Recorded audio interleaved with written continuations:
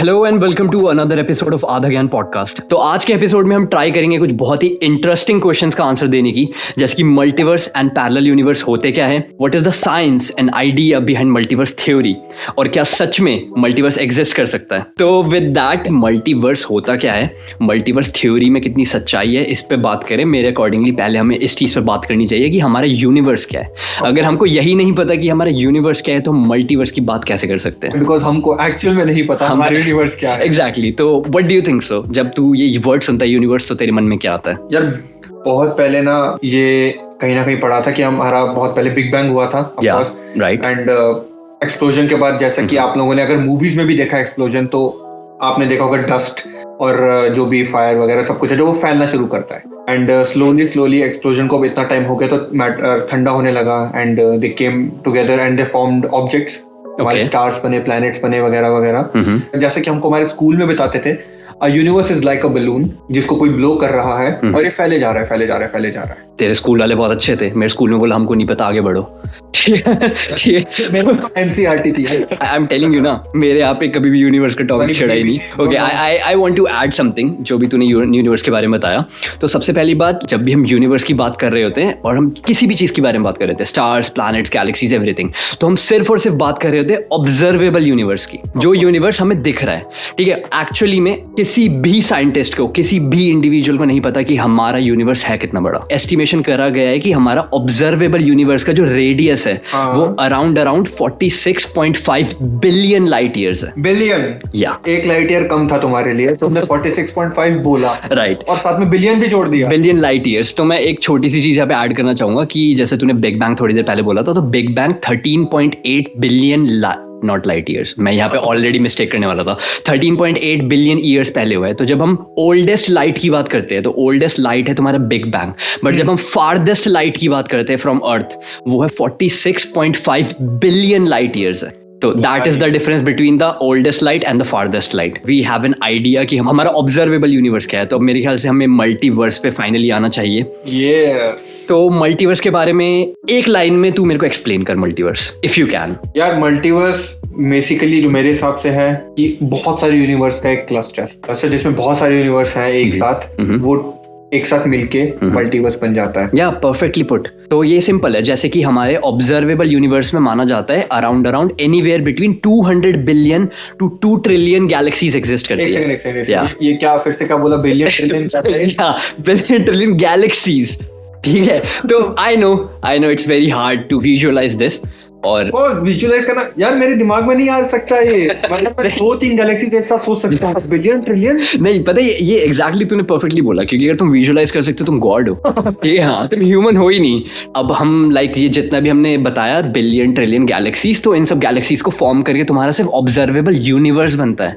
अब ऐसे ही और भी यूनिवर्स एग्जिस्ट कर रहे हैं स्पेस में, उन सबको मिलाकर तुम्हारा मल्टीवर्स बन रहा है। यार ये तो मतलब अगर इंटरनेट पे अगर आप सर्च करो मल्टीवर्स, तो they call it hypothetical concept. Yeah. I don't know why, मतलब क्यों नहीं सोच सकते? एक बार बताओ, अगर प्लैनेट, स्टार्स, गैलेक्सीज इतना सब रिपीट हो सकता है, why not universe? Exactly. Why do they call it hypothetical? बस यही है कि हम इसको अभी करेंटली प्रूव नहीं कर सकते विद आवर करंट टेक्नोलॉजी कह लो या फिर जो भी है, बट इसके लिए continuously scientific studies, scientific experiments चल रहे हैं। ऐसा नहीं है कि ये सिर्फ MCU का कॉन्सेप्ट है। तो बाय द वे, जो मल्टीवर्स का आइडिया है वो सबसे पहले प्रपोज करा था अर्विन श्रोडिंगर ने 1952 में। He was a physicist, okay, but अगर तुम्हें इसका और ओरिजिन ट्रेस बैक करना है हिस्ट्री में, तो मल्टीवर्स के बारे में सबसे पहले तुम कह सकते हो बात करी थी एंशिएंट ग्रीक्स ने। अरे यार ग्रीक्स, हाँ, अपनी फिलोसफीज और अपनी स्टडीज में उन्होंने मेंशन करा था about infinite worlds and all these things. How they know everything? Like Greeks are everywhere यार। नहीं, बट एक और चीज है, if you believe in God और if you particularly believe in Lord Krishna, तो लॉर्ड कृष्णा ने ब्रह्मा द क्रिएटर को बोला था कि ब्रह्मा, आप इस ब्रह्मांड के, आप इस यूनिवर्स के क्रिएटर है। और भी यूनिवर्स एग्जिस्ट करते हैं जो इस यूनिवर्स से कहीं ज्यादा बड़े हैं और उनके क्रिएटर्स इस यूनिवर्स से कहीं ज्यादा पावरफुल है।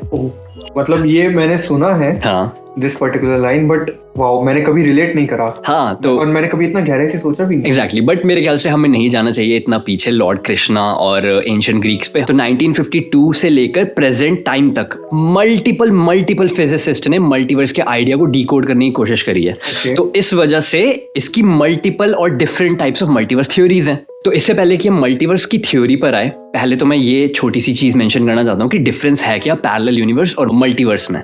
ओके क्योंकि मेरे अकॉर्डिंगली लोग पैरेलल यूनिवर्स को बहुत डिफरेंट एज्यूम करते हैं। मल्टीवर्स में लोग ये मानते हैं कि मल्टीवर्स का मतलब ये है कि यही एक से ज्यादा यूनिवर्स, ठीक है। लेकिन जब हम पैरेलल यूनिवर्स की बात करते हैं तो लोग अज्यूम करते हैं कि भाई हमारे वाले यूनिवर्स में तू एक ह्यूमन पवित्र है, किसी और यूनिवर्स में तू लिजर्ड पवित्र होगा, और किसी और यूनिवर्स में तू प्रेसिडेंट पवित्र होगा, यूनाइटेड स्टेट्स का प्रेसिडेंट होगा, राइट। तो किसी यूनिवर्स में हो सकता है कि ऐसा पवित्र एग्जिस्ट करता हो जो कि बेटर फ्रेंड हो, better son हो, ठीक है ना। I'm just saying but for me you will always be the OG। Oh yes, ठीक है, thank you so much। तो I'm not paying him to say this।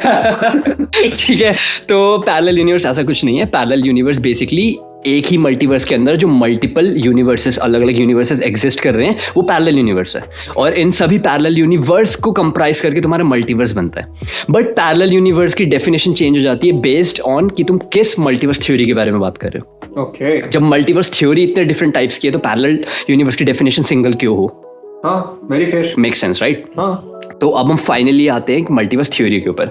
तो जैसे कि मैंने तुम्हें बताया यार, बहुत ज़्यादा थ्योरीज है तो हम इतने सब में नहीं घुस सकते। हम सिंपली बात करेंगे मैक्स टेगमार्क की क्लासिफिकेशंस के बारे में। Max Tegmark who? बहुत ही अच्छा क्वेश्चन है। तो max Tegmark, he is a physicist, cosmologist, author, machine learning researcher and professor at MIT. Okay, I'm already embarrassed by my question।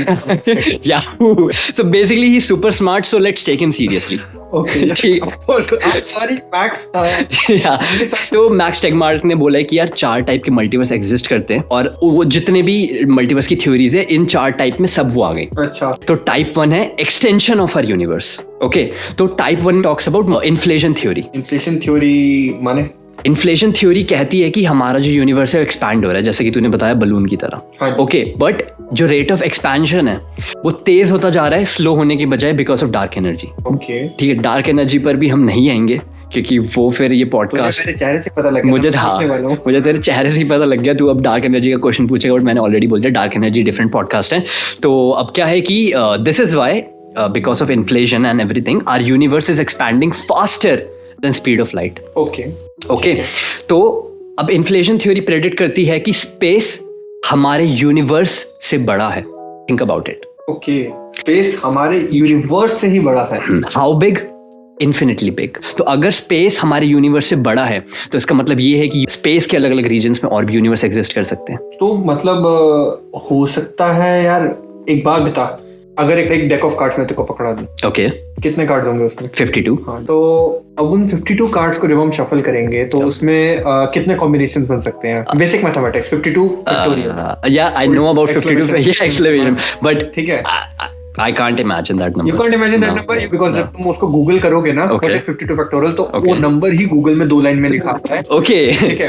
तो लेकिन एक चीज है, Okay. जब आप उतनी बार एक कार्ड्स को शफल कर लोगे और उतने कॉम्बिनेशन बन जाएंगे, और अब आप उसके बाद एक और बार उसको शफल करो, राइट, तो वो कॉम्बिनेशन किसी न किसी कॉम्बिनेशन के साथ रिपीट करेगा, एग्जैक्टली मैच करेगा। एग्जैक्टली। तो इज इट पॉसिबल कि अगर स्पेस इनफाइनाइट है, यूनिवर्स इज जस्ट समथिंग जो स्पेस के अंदर है, तो कहीं ना कहीं हम लोग भी रिपीट हो रहे हो, वो चीजें, पार्टिकल्स वगैरह ये सब रिपीट होके कॉम्बिनेशन बना के हम लोग दोबारा वहीं पे एग्जिस्ट कर रहे हो सेम या फिर ऑलमोस्ट सिमिलर रूप में? ओके, मैं एक बहुत ही ज्यादा कॉम्प्लिकेटेड एक्सप्लेनेशन देने वाला था, but you have put it perfectly. तो बेसिकली क्या है, जो पार्टिकल्स अपने आप को अरेंज कर सकते हैं, 2 पार्टिकल है, ये जो माइक है जिसमें हम रिकॉर्ड कर रहे हैं ये भी पार्टिकल से बना है, ठीक है। तो पार्टिकल्स अपने आप को फाइनाइट वे में अरेंज कर सकते हैं, बट अगर स्पेस इन्फिनिट है, ठीक है, तो इन्फिनिटी से नीचे कुछ भी नंबर हो, चाहे वो नंबर कितना भी बड़ा हो, बट एक ना एक डेक अगर हम इन्फिनिटली कोई बंदा उसे शफल करता जाए, एक ना एक डेक रिपीट होगा। तो ऐसे ही डेफिनेटली टाइप 1 मल्टीवर्स थ्योरी इसी बारे में बात करती है कि हमारे स्पेस के अलग रीजन्स में बहुत दूर किसी रीजन में एक यूनिवर्स एग्जिस्ट कर सकता है जो हमारे यूनिवर्स की तरह हो, बहुत सिमिलर हो, या फिर एग्जैक्टली फोटोकॉपी हो, जहाँ शायद मैं और मेरी एक्स अभी भी एक साथ है। ओके, मतलब देयर विल बी अ पवित्र who will look like you, who will talk like you, but maybe had different experiences, और हाँ, हो सकता है वो आज की डेट में सिंगल ना हो। ठीक है, ठीक है, तो बेसिकली हाँ,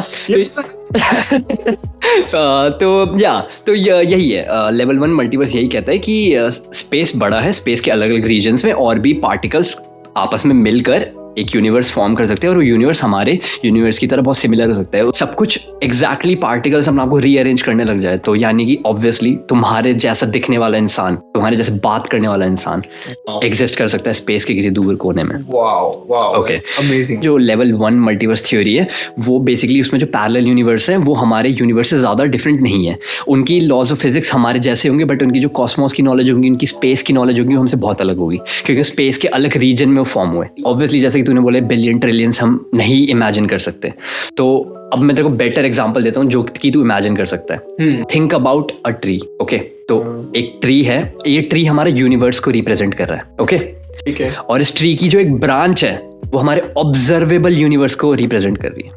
just a branch, may be even smaller than a branch, a twig, may be a leaf. ठीक है, हमारा ऑब्जर्वेबल यूनिवर्स हो सकता है इतना छोटा है और एक्चुअल साइज ऑफ यूनिवर्स बहुत बड़ा।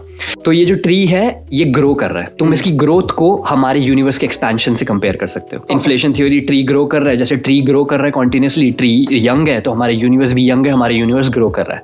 ओके, तो सूनर और लेटर अगर मल्टीवर्स थ्योरी प्रूफ हो जाती है तो हमको शायद पता चल जाएगा कि हमारा ट्री एक लौता ट्री नहीं है, but we are actually living in a forest, और ये फॉरेस्ट रिप्रेजेंट करता है मल्टीवर्स को। फॉरेस्ट के अंदर हर एक इंडिविजुअल ट्री एक यूनिवर्स को रिप्रेजेंट कर रहा है, और ये पूरा का पूरा फॉरेस्ट इन्फिनिटली बिग है। यार तू ना पहले बिलियन बताता है, फिर ट्रिलियन बताता है, अब तू इन्फिनिटी पे पहुंच के सीधा अभी तो तू अपने आप को रोक ले, तू मेरे दिमाग में मेंशन कराएगा सीरियसली।